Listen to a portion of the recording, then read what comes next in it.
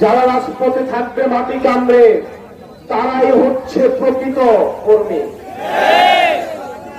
আমার হাজারে হাজারে লাখে লাখে কর্মীর প্রয়োজন নাই। যারা সংকটকে মোকাবেলা করবে, আমার ওই কর্মীগুলাই আমার প্রয়োজন। যদি সেটা 10 জন হয়, যদি সেটা 5 জন হয়, ওই কর্মীদেরকে নিয়ে আমরা রাজনীতি করতে রাজি আছি। প্রিয় শেরপুরবাসী, আমরা গতকাল আমাদের একজন সহকর্মীর চাঁদাবাজির আমরা খবর পেয়েছি, আমরা আরো বক্তব্য পেয়েছি।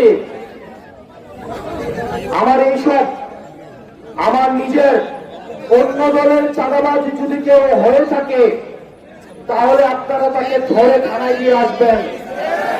আর আমার দলের চাঁদাবাজ যদি হয়ে থাকে, তাকে আগে নিজের আপ্যায়ন করবেন, তারপরে থানায় নিয়ে আসবেন।